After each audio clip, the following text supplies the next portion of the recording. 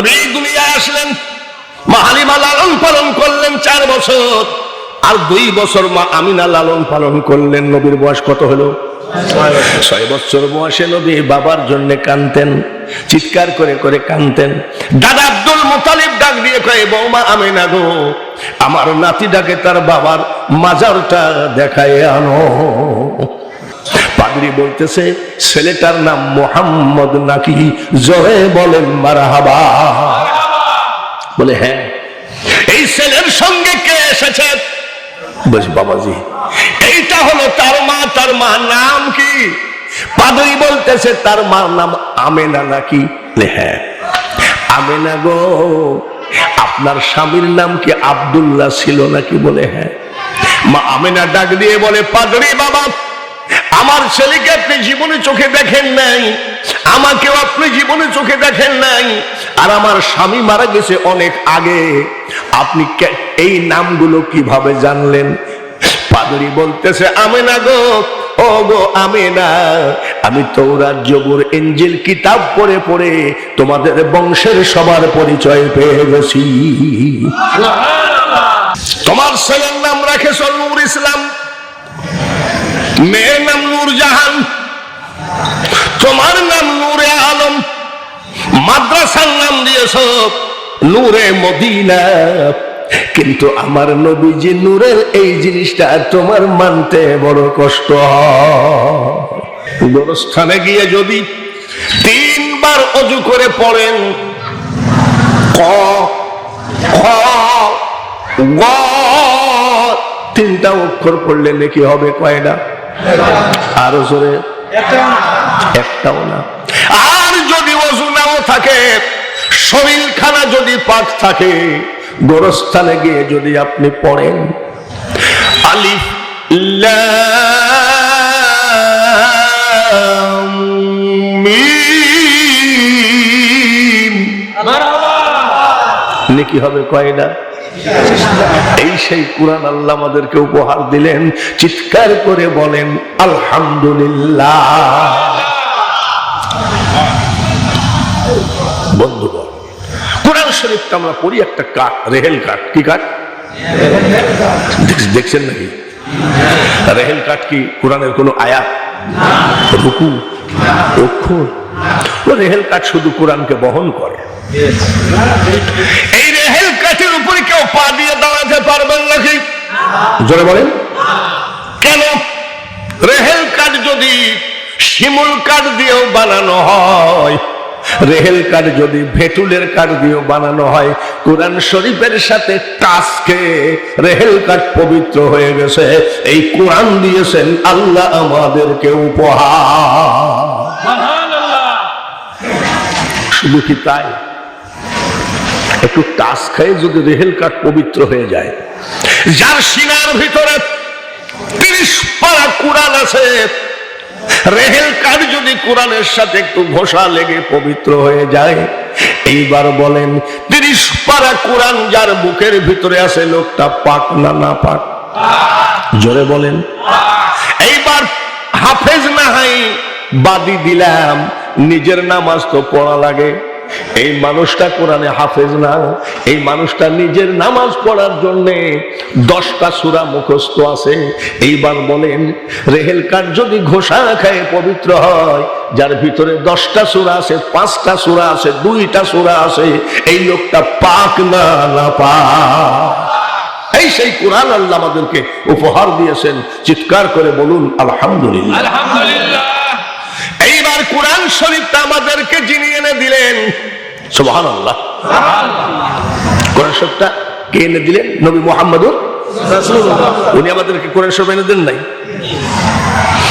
এই নবী মুহাম্মদুর রাসূলুল্লাহ কোরআন শরীফ এনে দিলেন। মেরাজে গিয়ে 50 ওয়াক্ত নামাজ 45 ওয়াক্ত কমায় 5 ওয়াক্ত আমাদেরকে এনে দিলেন। 6 মাসের রোজা 5 মাস কমায় 1 মাস আমাদের রোজা এনে দিলেন। কোরআন কিন্তু নবী এনেছেন, নামাজ নবী এনেছেন, রোজা নবী এনেছেন। এই নবী আমাদের মতো নাকি? অনেকে বলে যে আমাদের এখানে কিছু মৌলবী আছে, ওরা কয় মোহাম্মদ হোসা আমি ওটা। আরে হ্যাঁ, তোমার বাপের ভাইরা হয়তো। আজানে শুনি আপনার নাম, কলেমায় পড়ি আপনার নাম, নামাজে আপনাকে সালাম, আপনি যে নবীজি নূরে মুজাসসাম। তাহলে নবী কি আমাদের মতো নাকি?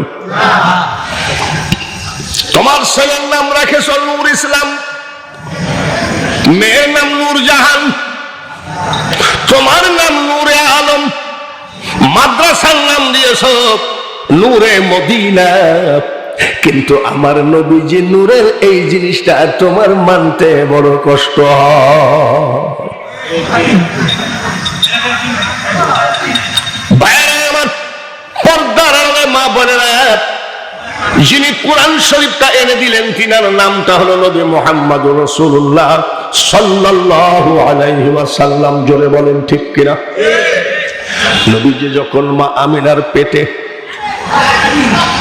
আমার আল্লাহ তাআলা জিবরাইল ফেরেশতাকে ডাক দিলেন, জিবরাইল রে, আমার হাবিবের তো যাওয়ার সময় হয়ে গেছে। বলে কি করব আপনি বলেন। আরে জিবরাইল, আমার হাবিব যখন দুনিয়ায় যাবে, তার বয়স যখন 12 দিন হবে, তায়েফের এক মহিলা নাম তার হালিমাতুস সাদিয়া লালন পালন করার জন্য নিয়ে যাবে।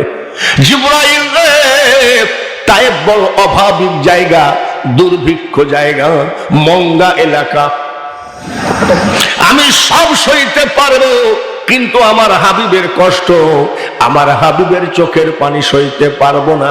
জিবরাইল রে, আমার হাবিব দুনিয়ায় যাওয়ার আগে একটা কাজ করো।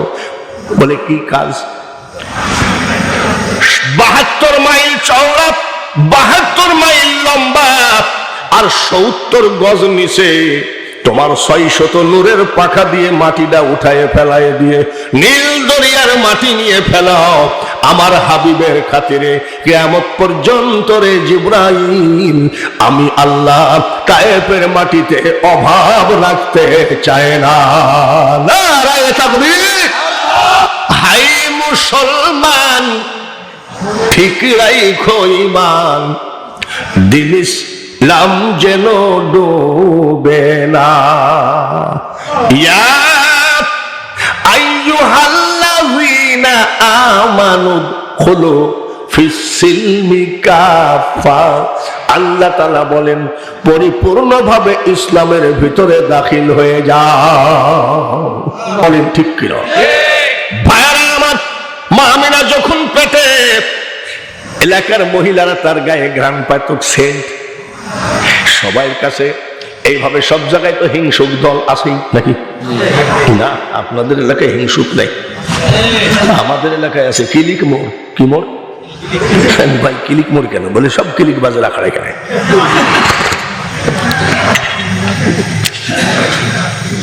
দাদা আব্দুল মুতালিবের কাছে নালিশ জানালো, মেয়ে মানুষ আতর ব্যবহার করা ঠিক না। কিরকম? বলে আপনার বৌমা আতর ব্যবহার করে, মানুষ সবাই আতরের ঘ্রাণ পায়। দাদা আব্দুল মুতালিব ডাক দিয়ে বলে, আমি না গো, খবরদার মা, মেয়ে মানুষ অত দামি আতর ব্যবহার করা ঠিক না। বলে আব্বা, আমি আতর জীবনে কিনি নাই, কিনবো না। বলছে তুমি দাঁড়ায় আসলে আতরের ঘ্রাণ পাচ্ছি যে, কি ব্যাপার, তুমি মিথ্যা কথা বলছো কেন? মা আমিনা খাতুন বলে, আব্বা, যেদিন থেকে আমার পেটে বাচ্চাটা প্রবেশ করেছে, ওই দিন থেকে আমিও অবাক হয়ে যাই। আমার ঘর বাড়ি, বিছান কাঁথা, আমার লোমের গুড়ায় গুড়ায় আমি নিজেও আতরের ঘ্রাণ পাই। এই হলো নবী মুহাম্মদুর রাসূলুল্লাহ। নবী দুনিয়ায় আসলেন, মা হালিমা লালন পালন করলেন 4 বছর, আর 2 বছর মা আমিনা লালন পালন করলেন। নবীর বয়স কত হলো? 6 বছর বয়সে নবী বাবার জন্য কাঁদতেন, চিৎকার করে করে কাঁদতেন। দাদা আব্দুল মুতালিব ডাক দিয়ে কয়, বৌমা আমিনা গো, আমার নাতিটাকে তার বাবার মাজারটা দেখায় আনো।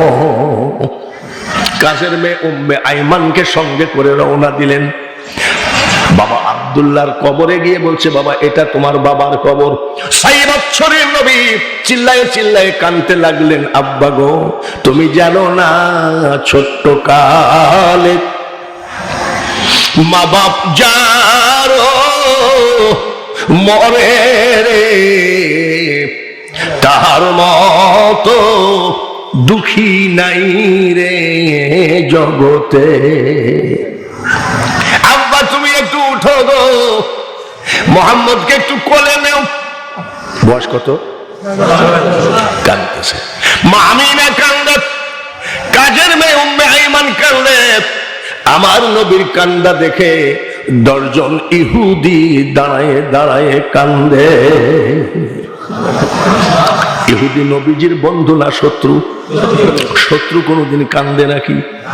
আমি যদি এখন মারা যাই, যারা আমাকে ভালোবাসে তারা চিৎকার করে কান্দবে, আর যারা দেখতে পারে না তারা বলবে আলহামদুলিল্লাহ জঞ্জাল একটা বিদায় হলো। কান্দতেছে 10 জন। ইহুদিদের একটা পাদ্রী নেতা ডাক দিয়ে বলছে, শোনো কাঁদছো কেন তোমরা? 10 জন ইহুদি ডাক দিয়ে বলে, নেতাজি পাদ্রী বাবা, এই ছেলের চোখের পানি আমরা সইতে পারি না, চিৎকার করে করে কাঁদতেছে, আমরাও কান্দি। পাদ্রী বলতেছে, ছেলেটার নাম মোহাম্মদ নাকি? জোরে বলেন মারহাবা। বলে হ্যাঁ। এই ছেলের সঙ্গে কে এসেছে? বলছি বাবাজি এইটা হলো তার মা। তার মার নাম কি? পাদ্রী বলতেছে তার মার নাম আমেনা নাকি? হ্যাঁ। আমেনা গো, আপনার স্বামীর নাম কি আব্দুল্লাহ ছিল নাকি? বলে হ্যাঁ। মা আমেনা ডাক দিয়ে বলে, পাদ্রী বাবা, আমার ছেলেকে আপনি জীবনে চোখে দেখেন নাই, আমাকেও আপনি জীবনে চোখে দেখেন নাই, আর আমার স্বামী মারা গেছে অনেক আগে, আপনি এই নামগুলো কিভাবে জানলেন? পাদ্রী বলতেছে, আমেনা গো, ও গো আমেনা, আমি তৌরাত জবুর ইনজিল কিতাব পড়ে পড়ে তোমাদের বংশের সবার পরিচয় পেয়ে গেছি। আড়ালে চলো। মা আমিনাকে আড়ালে নিয়ে গেছে। তুমি আমার মেয়ের বয়সের থেকেও ছোট, তোমার থেকে অনেক বয়স্ক আমার মেয়ে আছে, আমি এই ধর্মের পাদ্রী, তোমার তো আমি হাতে পায়ে ধরতে পারি না। তারপরে ইহুদি পা দুখানা জড়ায় ধরে বলছে, আমেনা গো, আমি তোমার বাপ বয়সী লোক, পা দুখান ধরায় বলছি, এখনই তোমার ছেলেকে এইখান থেকে নিয়ে ঘরে চলে যাও, যে কোনো মুহূর্তে বিপদ আসতে পারে। বলে বাবা কিসের বিপদ? বলে আমেনা তুমি জানো না, তোমার ছেলেটা আখিরি পয়গম্বর, কাফেররা তোমার ছেলেকে খুঁজে বেড়াচ্ছে জবাই করার জন্য। চারিদিকে প্রকাশ পেয়েছে আখিরি পয়গম্বরের জন্ম হয়ে গেছে, তাই তোমার ছেলেকে জবাই করার জন্য কাফেররা তলোয়ার নিয়ে ঘুরছে। আমিনা গো, আমি যদি বলে দিই কাফেরদেরকে এইটা হলো আখিরি পয়গম্বর, আমি হাজার হাজার টাকা পুরস্কার পাবো গো আমিনা, কিন্তু মনে রাখো মা, টাকার বিনিময়ে এই নূরের টুকরাকে আমি জবাই করাইতে পারি না। মানুষ বানাইছে আল্লাহ প্রেমের কারণে, প্রেমের ডুরি বান্ধ নবীজির সনে। ওয়ালাউ কুনতুম তুহিব্বুনাল্লাহ ফাত্তাবিউনি ইউহিব্বুকুমুল্লাহ ওয়া ইয়াগফির লাকুম যুনুবাকুম আল্লাহু গফুরুর রহিম। আল্লাহ তাআলা বলেন, আমার নৈকট্য যদি লাভ করতে চাও, আমার হাবিবকে ভালোবাসো। আর আমাদের দেশে কিছু বক্তা বের হয়েছে, উনি নাকি গোটা কোরআন শরীফ মুখস্থ করে দেখছে, নবীকে ভালোবাসার কোনো আয়াত কোরআনে নাই। আর আমি বাঙালি হুজুর বলছি, মন যদি দিতে হয় নবীকে দিও। ঠিক কিনা? কাকে দিও? উম্মতের কষ্ট যত না নবী সইতে পারে না, ওই নবীজির মহাব্বতে মিলাদ পড়িও। মন যদি দিতে হয় নবীকে দিও। একমাত্র ভালোবাসতে হবে নবীকে, আর ইবাদত হবে আমার আল্লাহ।